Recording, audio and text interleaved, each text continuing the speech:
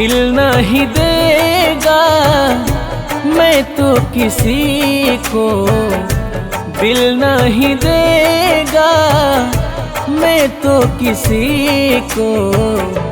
अच्छा नहीं है दिल का लगाना, अच्छा नहीं है दिल का लगाना।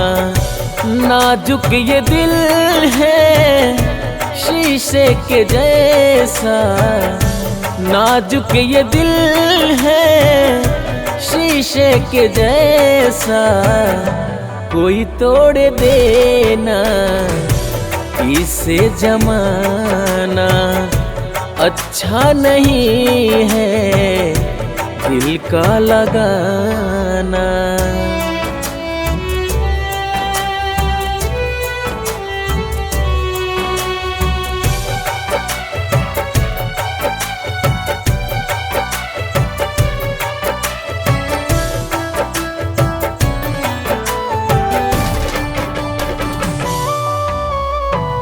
प्यार में भरोसा करे भी तो किसी का, कोई भी जवाब नहीं लाया है इसका।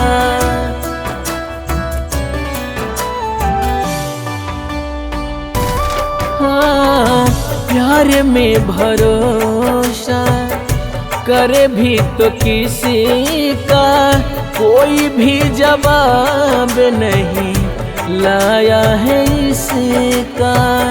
हरे भी लोगों को नहीं है ठिकाना, हरे भी लोगों को नहीं है ठिकाना।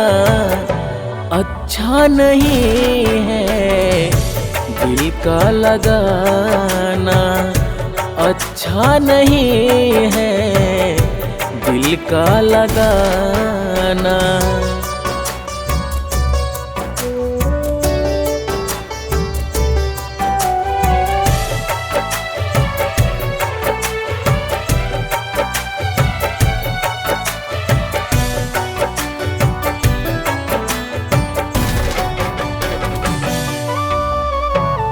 मोहब्बत का जिसको भी रोग ये लगा है, वो भी तो सारी उम्र मर के जिया है।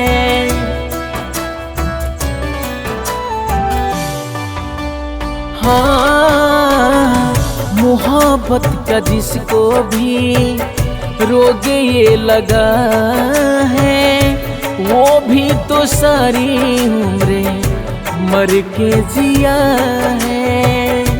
दिल की बीमारी मुझे नहीं है लगाना, दिल की बीमारी मुझे नहीं है लगाना।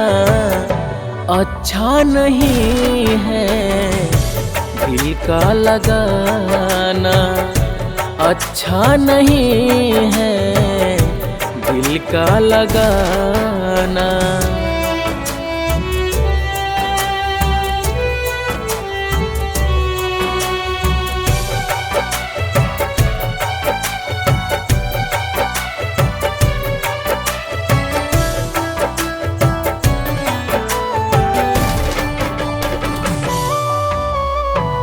रुसवाई होगी इसमें, होगी बदनामी, चलना उसी पे जो हो राह अनजानी।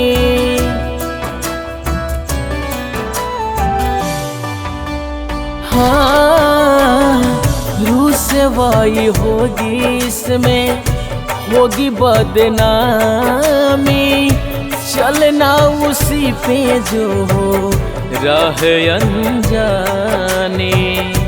अखियों को रोज आंसू पड़ेगा बहाना, अखियों को रोज आंसू पड़ेगा बहाना।